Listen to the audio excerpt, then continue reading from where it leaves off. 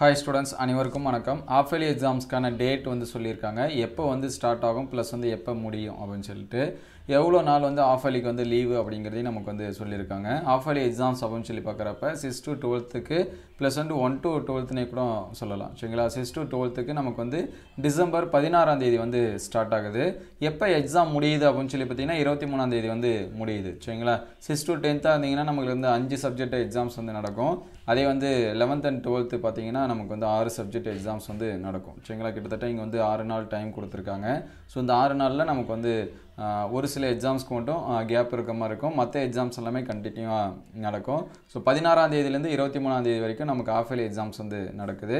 அதுக்கடுத்து 24ஆம் தேதியிலேருந்து 1ஆம் தேதி வரைக்கும் பார்த்தீங்கன்னா நமக்கு half yearly எக்ஸாம்ஸ்க்கான ஹாலிடே கொடுத்துருக்காங்க. சரிங்களா? 9 நாட்கள் நமக்கு வந்து விடுமுறை அப்படின்னு சொல்லி கொடுத்துருக்காங்க. நமக்கு ஸ்கூல் ரீஓப்பனிங் எப்போ அப்படின்னு சொல்லி பார்த்தீங்கன்னா ஜனவரி 2 வந்து கொடுத்துருக்காங்க. டீட்டெயில்டான டைம் டேபிள் வந்து இன்னும் ஷெட்யூல் வந்து கொடுக்கல.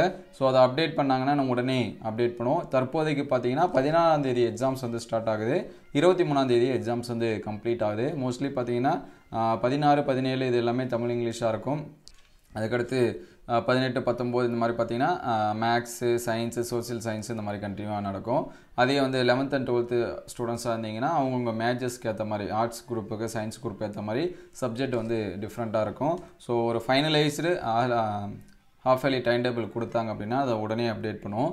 ஸோ half yearly எக்ஸாம்ஸ்க்கான இம்பார்ட்டன்ட் கொஸ்டின் வந்து ஆல்ரெடி அப்லோட் பண்ணியிருக்கோம். ஸோ அந்த வீடியோஸ் எல்லாமே பிளேலிஸ்ட்டில் இருக்குது, நீங்கள் செக் பண்ணி பார்த்துக்கலாம். அண்ட் வீடியோ லிஸ்ட்டில் உங்களுக்கு எந்த சப்ஜெக்ட்டுக்கு வந்து முக்கியமான கொஷின்ஸ் வந்து வேணும், ப்ளஸ் வந்து நீங்கள் எந்த டிஸ்ட்ரிக்டான கொஷின்ஸ் வந்து வேணும் அப்படிங்கிறதையும் கமெண்ட் பண்ணுங்கள்.